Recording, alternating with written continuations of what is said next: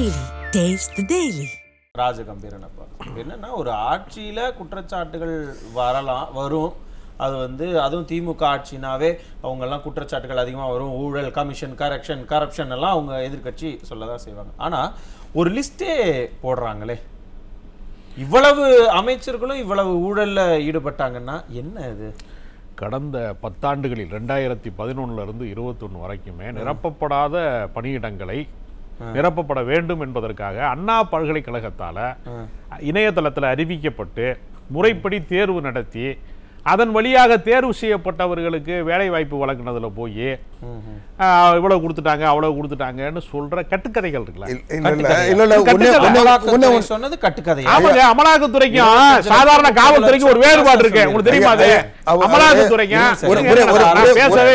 ஒரே ஒரு செய்தி தமிழ்நாடு டிஎன்பிசி நடத்த வேண்டிய தேர்வை அண்ணா பல்கலைக்கழகத்தில் இருக்கிறவங்களை வச்சு இவங்க நடத்தினாங்க அதுதானே தவிர அண்ணா பல்கலைக்கழகம் ஒன்றும் தேர்வு வச்சு இங்க நடத்தல அதுங்க பணியிடங்கள் நிரப்பப்பட்டிருக்கிறது சாதாரண காவல்துறைக்கு நிரப்பப்பட்டிருக்கு அதே சமயத்துல பணப்பையும் நிரப்பப்பட்டிருக்கு அதுக்கு என்ன ஆதாரம் இல்ல அதுதான் என்ன ஆதாரம் அதுதான் ஈடி கொடுத்திருக்காங்க அத நான் சொல்ல வரேன் அமலாக்கத்துறை இந்த சந்தேகத்தை முன் வச்சிருக்காங்கல்ல காவல்துறை அது ஆமா சார் உறுதிப்படுத்த முடியாது இருங்க ஆதாரங்களோடு அத சொல்ல விட மாட்டீங்க ஆதாரமே இல்லையே அனுமதியோட குறுக்கீடு சொல்லுங்க சுருக்கமா சொல்லிருங்க அப்பா சார் உங்க அனுமதியோட ஒரு குறுக்கீடு சொல்லுங்க மனோஜிக்கு ஒரு தவறான தகவலை சொல்றீங்க 232 பக்கம் எப்படி ஊழல் நடந்திருக்குது ஒவ்வொரு அக்கவுண்ட்லயும் எவ்வளவு டிரான்சாக்சன் ஆயிருக்குது இது மூலமா ஹவாலா பண மோசடி என்ன நடந்திருக்குது ஆகவே வழக்கு போடுங்கன்னு ஆதாரத்தோட ஈடி வந்து பொறுப்பு டிஜிபிக்கு அனுப்பிச்சிருக்கிறது திருப்பி சொல்லுங்க ப்ளீஸ் தெளிவா சொல்லிட்டாங்க அது ஒரு விஷயம் என்னன்னா காவல்துறை வந்து ஒருவர் மேல வழக்கு போட்ட காவல்துறை தான் ஒருத்தர் திருடுனாருன்னு சொன்னா அவர் என்ன திருடுனாரு என்ன அவருக்கு அதுக்கு கைரேகை இருக்கா அதுக்கு வந்து என்ன கணக்கு அப்படிங்கறத நீதிமன்றத்துல போய் நிரூபிக்கணும் அமலாக்கத்துறை ஒருத்தர் மீது வழக்கு போட்டா அவர்கள் நிரூபிக்க வேண்டிய அவசியமே கிடையாது அரசியல் ரீதியான பழிவாங்கலுக்கு அமலாக்கத்துறை வழக்கு போடுவது தொடர்ந்து நடந்து கொண்டே இருக்கிறது அமலாக்கத்துறை வழக்குல தான் செந்தில் பாலாஜி தன்னுடைய பதவி இழந்திருக்கிறார் சரியா தவறா பதவி இழந்திருக்கிறாரு தானே ஆமா அதிமுக ஆட்சி காலத்துல நடந்த தவறுக்கு அவர் பழிவாங்கப்பட்டார் அதே அதிமுக ஆட்சி காலத்துல தான் எதிர்க்கட்சியா இருந்த பொழுது கரூருக்கு போய் செந்தில் பாலாஜி முதல் ஆளாக நாங்க வந்த உடனே ஜெயில தள்ளுறதா என்னுடைய முதல் வேலைன்னு இப்ப இருக்கக்கூடிய தொட்டுப்பார் சீண்டிப்பார்னு வீடியோ போட்டா அதே முதலமைச்சர் மு.க. ஸ்டாலின் அவர்கள் தான் அன்னைக்கு பேசினாரு அதே ஞாபகம் அதுக்குள்ள போல கே.என். நேருவுக்கு வாங்கல கே.என். நேரு அவர்கள் இந்த ஜாப் ராக்கெட்ல ஈடுபட்டு இருக்கிறாரு இதை நீங்க விசாரிச்சு வழக்கு பதிவு பண்ணுங்க அப்படின்னு ஈடி வந்து பொறுப்பு டிஜிபிட்ட எல்லா ஆதாரங்களையும் சமர்ப்பிக்கிறாங்க அவர் சொன்னார்ல ஒரு வாரம் போட்டிருக்காங்கன்னு சொல்லுங்க ஆதாரங்களை சமர்ப்பிக்கிறாங்க எல்லாம் சொல்லாதீங்க வழக்கு போட்டிருக்காங்கன்னு சொல்லுங்க அவ்வளவுதான்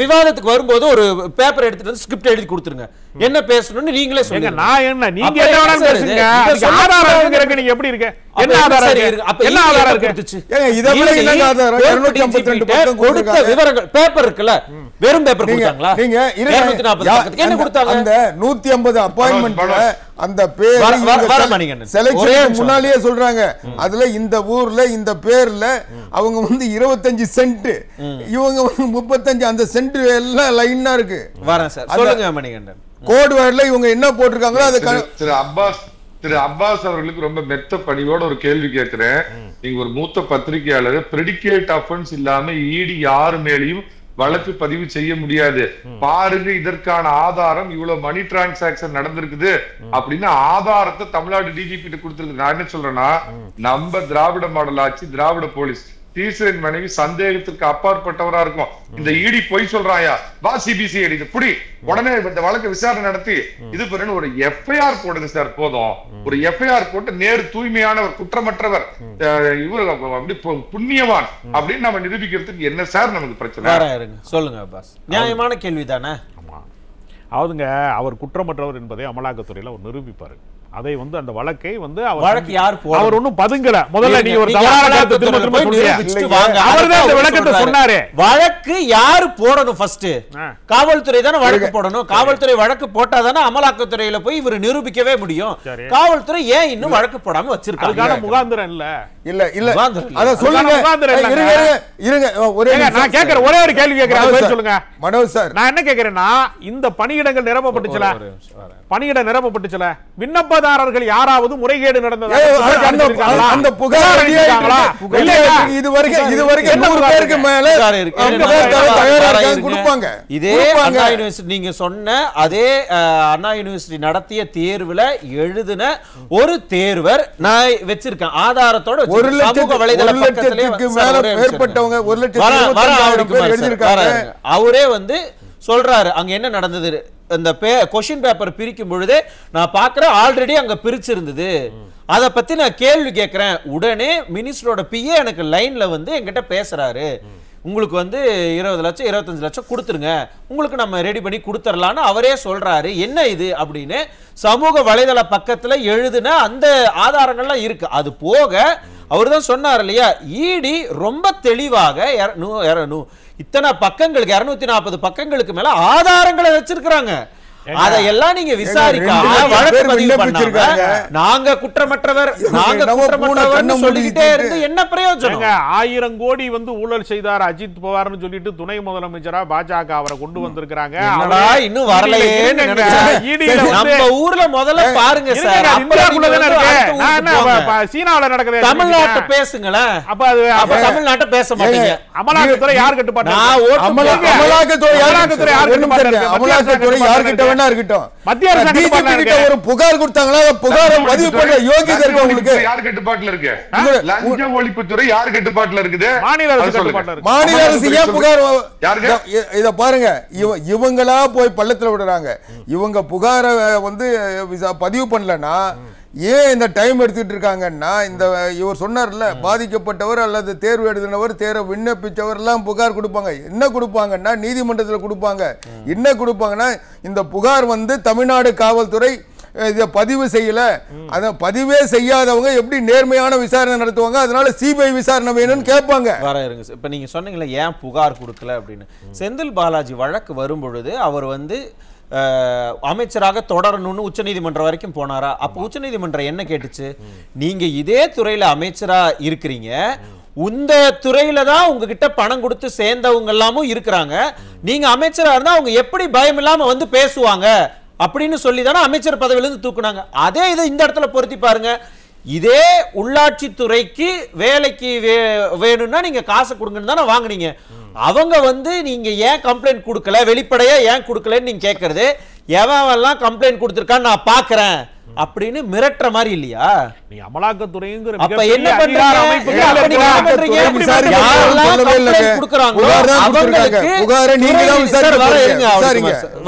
அப்ப யாரெல்லாம் கம்ப்ளைண்ட் கொடுக்க வராங்களோ முன் வர்றவங்களை எல்லாம் மிரட்டுறது. நீ வந்து கம்ப்ளைண்ட் கொடுத்து பாரு. இந்த வடிவேல் காமெடி வா வா என் ஏரியாவுக்கு வா, என் ஏரியாவுக்கு வான்னு அந்த மாதிரி இருக்கு மிரட்டிடுறது. அப்புறம் யார் வந்து யார் வருவாங்க? சட்டத்தின் துணை கொண்டு எதிர்த்து வந்து வழக்காட முடியுமா? முடியாது. அவங்களால யாருமே இதுவரைக்கும் இன்ஃப்ளூயன்ஸ் இருந்தால் எப்படி வழக்காட முடியும்? செந்தில் பாலாஜி வழக்குல அவருக்கான அமைச்சர் பதவி பறிக்கப்பட்டதே இதை சொல்லித்தானே பறிச்சாங்க. அமைச்சர் பதவி வேணுமா இல்ல ஜாமீன் வேணுமா? நீங்க இன்ஃப்ளூயன்ஸ் பண்ணுவீங்க, ஒன்னா அமைச்சர் பதவி விட்டு கொடுங்க, இல்லாட்டே நீங்க உள்ளேயே இருங்க. அதுதானே சொன்னாங்க. யூகத்தின் அடிப்படையில சொல்றதுதான். எது யூகம்? என்ன அவர் எங்கே வந்து அவர் சார் யூகம்ங்கறீங்க நீங்க? வேற என்ன? அது யூக அடிப்படையில நீங்க சொல்றீங்க. நீங்க சொல்றது ஒரு கெஸ் தான். இப்படி தான் இருக்கலாம், இப்படியும் இருக்கலாம். இல்ல இட் இஸ் a probability. இதற்கான வாய்ப்புகள் இருக்கு. அதனால நீங்க இங்க இருக்க கூடாது. ஒருத்தர் மேல வழக்கு போட்டாலே ஒரு குற்றவாளி ஆயிடுவாங்க. வழக்க போடுங்க. வழக்கு போடுறீங்க. சொல்லலையே. நீங்க நிரூபிங்க. அது இன்னும் நிரூபிக்காம வழக்கு போட்டோனே ஒரு குற்றவாளி சொல்றது என்ன? அப்ப அதிமுக அமைச்சர்கள் மேல போட்ட வழக்குக்கு நீங்க குற்றவாளி ஒத்துக்குறீங்களா? இருங்க. நீங்க அதிமுக மேல அமலாக்கத்துறை பாய்ந்த வழக்கு எல்லாமே உண்மைதான். அது ஊழல் கேஸ். நீங்க அதிமுக மேல போட்ட எல்லா வழக்கும் உண்மைதானா? ஒரே நிமிஷம் நிமிஷம் அப்படி அது ஒத்துக்கிறீங்களா ஒரு நிமிஷம் இருங்க. இப்ப வரைக்கும் யாராவது கேஎன் குற்றவாளின்னு சொன்னாங்களா? ஏன் நீங்க வழக்கு பதிவு பண்ணலன்னு தான் கேக்குறாங்க. அதுதான் இங்க ஒருவேளை நீங்க குற்றவாளியா இருப்பீங்களோ அப்படிங்கிற சந்தேகத்தை ஒரே நிமிஷம். கேஎன் நேரு துறையில தான் ஊழல் நடந்தது. அந்த அதுல இதுவரைக்கும் ஈடியோ இல்ல யாருமோ கேஎன் நேரு தான் செஞ்சாருன்னு சொல்லல, அந்த துறையில செஞ்சிருக்காங்க. அவருடைய தம்பி ரவிச்சந்திரன் மணிகண்டனுடைய அந்த இது விசாரணையில எங்களுக்கு இந்த கிடைச்சல் தகவல் இருக்கு. இது ஒப்பிட்டு பார்க்க சொல்ல அது உண்மை தெரியுது. இது என்னன்னு விசாரிங்க, நீங்களே விசாரிங்க, உங்க காவல்துறையை வச்சே விசாரிங்கன்னு சொல்லியிருக்காங்க. அடுத்த நிமிஷம் உடனே நேரு சட்டப்படி சந்திப்போம்னா அப்ப எங்க அப்பா குதிரை அவர் தானே வெளியே வந்து சொல்லுங்க மணிகண்டன். இல்ல சார், இடி வந்து ஆதாரபூர்வமான ஒரு கடிதத்தை பொறுப்பு டிஜிபி கொடுத்திருக்குது. அவருக்கு அப்ப முன்னாடி உள்ளது 2 வாய்ப்பு. ஒண்ணு, அதன் அடிப்படையில சிபிசிஐடி கூப்பிட்டு இந்த விசாரணை நடத்துங்கன்னு அவங்க கிட்ட அனுப்பணும். இல்லைன்னா அந்த அறிக்கையை பார்த்துட்டு இது உண்மைக்கு மாறான தகவல், நீங்க சொல்ற மாதிரி எது நடந்ததா தெரியல அப்படின்னு ஒரு மறுப்பு ஈடிக்கு அனுப்புங்க. இல்லனா ஈடி என்ன பண்ணுவான்னா கரெக்டா 1 மாசம் பார்ப்பான். அடுத்த மாசம் உச்ச நீதிமன்றத்துல போய் அங்க வழக்கு போடுவான்.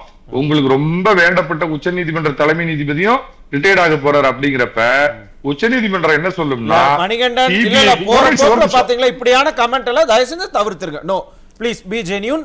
நான் விஷயத்துக்கு முக்கியமான பாயிண்ட் வரேன். உச்ச நீதிமன்றத்துக்கு போச்சுன்னா உச்ச நீதிமன்றம் என்ன பண்ணும்னா சிபிஐ விசாரின்னு நாளைக்கு ஒரு உத்தரவு போடுவான். நம்ம மாநில சுயாட்சி என்ன சார் ஆகுறது? அதுக்கு பதிலா மாநில சுயாட்சிக்காக நம்ம உயிரை கொடுப்போம், குரல் கொடுப்போம், உழுது சாவுவோம். அப்படிங்கிறப்ப நம்ம மாநில சிபிசிஐ கொடுத்து இந்த விசாரணை நேரு குற்றமற்றவர், புனிதமானவர், பிலுவையில் அறையப்படக்கூடாதவர் அப்படின்னு அவருக்கு நல்ல சர்டிபிகேட் வரணுங்கிற அக்கறையில பேசுறேன் சார். நான் வழியில கணம் இல்லங்க, வழியில பயம் இல்லங்க. நீங்க எல்லாம் அமலாக்கத்துறை விசாரிங்க, சிபிஐ விசாரிங்க, நாங்க நிரபராதி நிரூபிக்கிறோம் சொல்றாரு. நீங்க என்ன கற்பனையா குற்றச்சாட்டு சொல்லிட்டு அவர் போய் அங்க போய் ஒளிஞ்சுக்கறியா? அவர் ஒளிய வேண்டிய அவசியம் இல்லங்க. ஒரு முறைகேடு நடக்கலங்க, நீங்க நிரூபிங்க, அவ்வளவுதான் நாங்க சொல்லுவோம். இல்ல வழக்கு பதிவு பண்ண வேண்டிய பொறுப்பு காவல்துறைக்கு இருக்கா இல்லையா? அவங்க கிட்ட தானே கொடுத்திருக்காங்க. இல்ல அவரு நீங்க லாஜிக்கலா கேக்குறீங்க. 2 ஆப்ஷன் இருக்கு. ஒண்ணு நீங்க வழக்கு பதிவு பண்ணுங்க, இன்னும் சொல்றேன் பதிவு பண்ணி விசாரிங்க. இல்ல அப்படின்னா இல்ல நீங்க கொடுத்ததுல முகாந்திரம் இல்லன்னு ஈடிக்கு திருப்பி அனுப்புங்க. ஏன் அதை எதையுமே பண்ணாம இங்க இப்படி வச்சிருக்கீங்க? டேபிள்லயே ஏன் தூங்குது? இல்லங்க நான் இன்னும் சொல்றேன், விசாரணை எதிர்கொள்வார்கள். நீங்களா வந்துகிட்ட வழக்கு பதிவு பண்ணுனாதான் சார் ஈடி விசாரிக்கவே முடியும். ஆமா, அதனாலதான் வழக்கு பதிவு பண்ண வச்சிருக்கீங்க. அரசியல் உள்நோக்கம் கொண்ட ஒரு வழக்கு.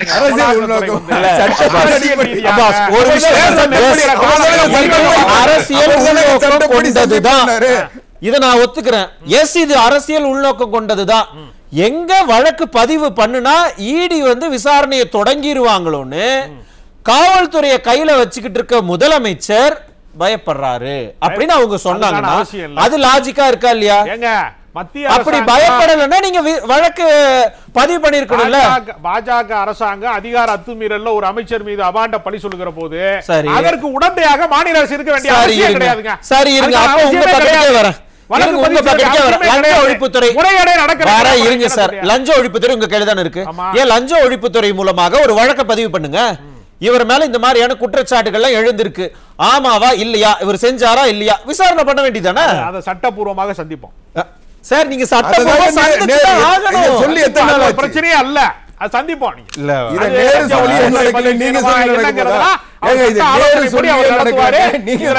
குற்றத்திற்கான முகாந்திரமும் இல்லை. இது அரசியல் ரீதியான அபாண்டமான அவதூறான பொய் குற்றச்சாட்டு இல்ல சார். ஒரு விமர்சனம் வருது, இல்ல ஒரு குற்றச்சாட்டுன்னே எடுத்துக்கோங்க. ஒரு குற்றச்சாட்டு வருதுன்னா அதை விசாரிக்க மாட்டோம், வழக்கு பதிவு பண்ண மாட்டோம், அதை எதிர்கொள்ள மாட்டோம். ஆனா பேட்டி மட்டும் கொடுப்போம். நாங்கள் குற்றமற்றவர்கள், நாங்கள் குற்றமற்றவர்கள், நாங்கள் நிரூபிப்போம். எங்க போய் நிரூபிப்பீங்க? எங்க போய் நிரூபிப்பீங்க? வழக்கே பதிவு பண்ணல, கோர்ட்டுக்கும் வரல, ஹியரிங்க்கும் வரல, எங்க போய் உங்களை நிரூபிப்பீங்க? மக்களுக்கு அந்த சந்தேகம் வருமா வராதா? அந்த சந்தேகத்தை தீர்த்து வைக்க வேண்டிய பொறுப்பும் கடமையும் இந்த அமைச்சர்களுக்கு தலைமை வகிக்கிற முதலமைச்சருக்கு இருக்குல்ல. அமைச்சரும் அதை பண்ணல, முதலமைச்சரும் அதை பண்ணலன்னா திமுக பண்ண வேண்டிய அவசியமே இல்லங்க. யார் இத கேக்குறது? ஒண்ணு ஆந்திரா மக்களோ இல்ல இலங்கை மக்களோ ஆஸ்திரேலியா மக்களோ கிடையாது. உங்களுக்கு எதிர்க்கட்சிகள் முறைப்படி தான் பணி நியமனம் செய்யப்பட்டிருக்கிறது. தேர்வுகள் நடத்தி முறைப்படி நியமனம் செய்திருக்கிறார்கள். இதுல முறைகேடு தெரியாது, முறைகேடு நடக்கலன்னு உங்களுக்கு எப்படி தெரியும்? நடந்ததுக்கு உங்களுக்கு என்ன ஆதாரம் இருக்கு? இடி கொடுத்திருக்காங்களா? அதான் கொடுத்திருக்காங்கல. அது மாதிரி நீங்க ஒரு வெள்ளை பேப்பரை காட்டும்போது நானும் ஒரு வெள்ளை பேப்பர் வச்சிருக்கேன், நான் காட்டுறேன் உங்களுக்கு. என்ன இரண்டுக்குமே ஆதாரம் கிடையாது. இரண்டுக்கு ஆதாரம் ஒரு வழக்கு பதிவு செய்யப்பட்டிருக்கிறது, அவ்வளவுதான். நீங்க என்ன உடனே வந்து எல்லாம் நிரூபிக்கப்பட்டது மாதிரி பேசுறீங்க? நிரூபிக்கப்பட்டது மாதிரி இல்லைங்க, அவர் பேசுறது ஒரு குற்றச்சாட்டு, ஒரு பதிவு செஞ்சிருக்காங்க, அவ்வளவுதாங்க. அதுக்கு எந்த முகாந்திரமும் இல்லை, ஆதாரமும் இல்லை.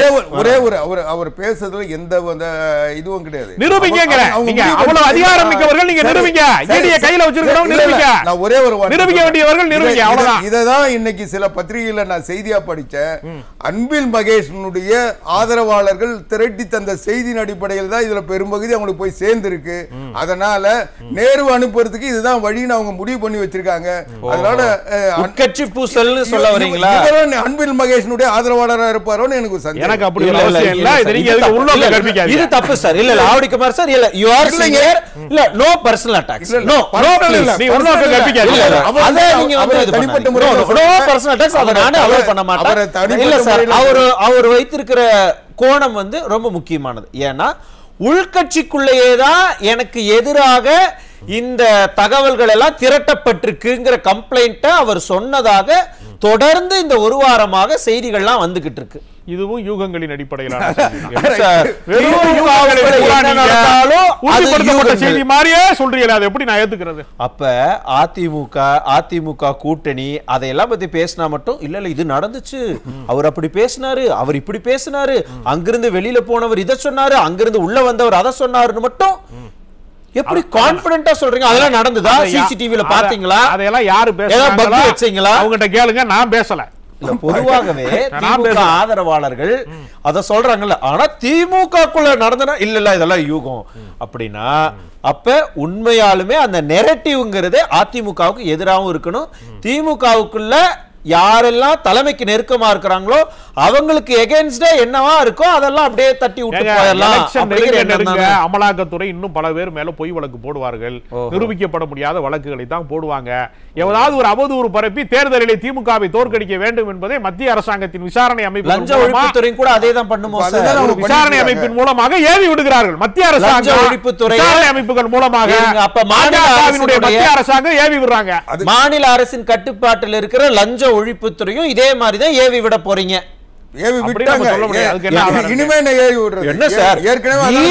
வழக்கு பதிவு பண்ணா மட்டும் மத்திய அரசு இன்ஃப்ளூயன்ஸ், லஞ்ச ஒழிப்புத்துறை ஒரு வழக்கு பதிவு பண்ணா இல்ல அது எப்படி நம்ம சொல்ல முடியும்னா என்னது? உங்களுக்கு வந்தா ரத்தம், அடுத்தவங்களுக்கு வந்தா தக்காளி சட்னிங்கிற மாதிரில இருக்கு. லஞ்ச ஒழிப்புத்துறை யாரு மேல அப்படி போய் வழக்கு போட்டுருக்குன்னு சொல்லுங்க. அப்படியா? ஹைகோர்ட்ல போய் வழக்கு போட்டாங்க சார் ஆர்எஸ் பாரதி அவர்கள். வேலுமணி வீரமணி மேல சார் ஒரு நிமிஷம், முன்னாள் அமைச்சர் வேலுமணி மேல 3 வழக்கு போட்டிருக்கு. இவரு தங்கமணி மேல வழக்கு போட்டிருக்குது, வீரமணி மேல வழக்கு போட்டிருக்குது, விஜயபாஸ்கர் மேல லஞ்ச ஒழிப்புத்துறை வழக்கு போட்டிருக்குது. இது பழிவாங்குற நடவடிக்கை இல்லையா? பொய் இல்லையா? அது விசாரணையை சந்திச்சு நிரூபிங்க. அதை விட்டுட்டு வந்து வழக்கே போடக்கூடாது. வழக்கு போட்டா நாங்க நிரூபிப்போம், சட்டப்படி சந்திப்போம். வழக்கு போடுங்கன்னு தான் சொல்றாங்க. என்னன்னா காவல்துறை வழக்க பதிவு பண்ணுங்க. அதுக்கு அவசியம் இல்லையே. எதுக்காக பதிவு செய்யணும்? ஏன் பயப்படுறீங்க? பயப்படலங்க. அவரு நடக்காத நடந்தா சொன்னா வழியில் பயமில்லை, மடியில் கனமில்லை எல்லாம் சொல்றோம்ல. வழக்க பதிவு பண்ணி எஸ் இத பாருங்க, நாங்க ரொம்ப பியூரா இந்த வெள்ளைத்தாள் மாதிரி பியூரா இருக்கிறோம் அப்படிங்கறது நிரூபிச்சுட்டு போகலாம்ல. நிரூபிப்பார்கள். அதுக்கான எந்த முகாந்திரம் இல்லாத வழக்கு பதிவு செய்ய எப்ப அது நடக்குங்கிறதுக்கும் நம்மளும் ரொம்ப காத்துக்கிட்டு இருக்கோம். நடக்குதான்னு பார்க்கலாம். நன்றி. நான் திரும்ப உங்ககிட்ட வரேன். சேலம் மணிகண்டன் சார், இந்த வழக்குல லீகலி அடுத்தடுத்து என்ன நடக்கிறதுக்கு வாய்ப்புகள் இருக்கு இந்த விவகாரத்துல? இன்னும் வழக்கு பதிவு பண்ணலையே, வழக்குன்னு வேற சொல்லக்கூடாது. இந்த விவகாரத்துல தமிழக பொறுப்பு டிஜிபிக்கு அனுப்பின அந்த கடிதத்துக்கு மன்னிக்கணும், அந்த புகார் வந்து அவங்க அனுப்பிச்சிருக்காங்க. இடி பாத்தீங்கன்னா 30 நாளுக்குள்ள அவங்க வழக்கு பதிவு செய்யாவிட்டால் இடி நிச்சயமா உச்ச நீதிமன்றத்துல போய் முறையிடும். சிபிஐக்கு இந்த வழக்கு மாற்றப்படும். ஆனா இந்த பொறுப்பு டிஜிபி ஓரளவுக்கு மனசாட்சி உள்ளவர். அதனால 30 நாள் எனக்கு இந்த பொறுப்பு டிஜிபி பதவியே வேணாம், என்ன விட்டு நீ அறிய வச்சுக்குன்னு இவரும் ஒரு பக்கம் கிளம்பிடுவார். பாதிக்கப்பட்டவங்க பொதுவெளியில் வந்தாங்களான்னு திரு அப்பாஸ் ஒரு கேள்வி கேட்டார். இருக்கிற அண்டா குண்டா இருக்கிற காணி நிலம் எல்லாத்தையும் வித்து கொண்டு போய் எப்படியாவது வேலை கிடைக்குன்னு 25 லட்சம் ரூபாய் கொடுத்துட்டு இன்னைக்கு அப்படி வயிற்றுலையும் வாயிலையும் அடிச்சு தூக்கம் இல்லாம இருக்கிறோம். நாளைக்கு நமக்கு அந்த கொடுத்த காசும் போச்சு, வேலையும் இல்லை அப்படின்னா நிறைய பேர் தங்களை மாய்த்து கொள்ற கண்டிஷன்ல இருக்கிறாங்க. அது பத்தி இப்ப எல்லா பேக்டோர்ல நடந்துட்டு இருக்கிற விஷயம் அரங்கத்துக்கு வரும். சுருக்கமா டிஎன்பிஎஸ்சி எந்த துறை எக்ஸாமா இருந்தாலும் தமிழகத்துல வந்து டிஎன்பிஎஸ்சி தான் நடத்தணும்னு திரு பழனிவேல்ராஜன் ரெக்கமெண்ட் பண்ணி இந்த நம்ம திராவிட மாடல் முதலமைச்சர் தான் 2 வருஷம் முன்னாடி எந்த எக்ஸாமையும் டிஎன்பிஎஸ்சி நடத்தணும்னு சட்ட திருத்தம் கொண்டு வந்தது. இவங்களே மாத்தி அண்ணா யூனிவர்சிட்டி நடத்தணும்னு கொண்டு வந்தது எதுக்காக? இது ஒண்ணு. திரு நடராஜ் அப்படின்னு முன்னாள் டிஜிபி அம்மா அவர்கள் வந்து டிஎன்பிஎஸ்சி தலைவரா போட்டு அத்தனை பேருக்கு பணி நியமனம் கொடுத்தாங்களா? ஒரு ஊழல், ஒரு இவ்வளவுண்டு ஊழல் சொல்ல முடிஞ்சதா? இதுதான் அதிமுகவுக்கும் திமுகவுக்கும் உள்ள வித்தியாசம். ஒரே ஒரு வார்த்தை சொல்லிடுறேன். திரு எடப்பாடி பழனிசாமி மீது இந்த அரசாங்கம் ஒரு வழக்கு தொடர்ந்தப்ப தானே முன் வந்து இந்த வழக்கை உடனே விசாரிங்க அப்படின்னு உச்ச நீதிமன்றத்துக்கு போய் தன்னை நிரூபித்த எடப்பாடி பழனிசாமி ஐடியை கண்டால் பயம், இடியை கண்டால் பயம், மோடியை கண்டால் பயம், அமித்ஷா தாடியை கண்டால் பயம், விஸ்வரூப சாமி பழனிசாமியை கண்டால் பயம். நன்றி.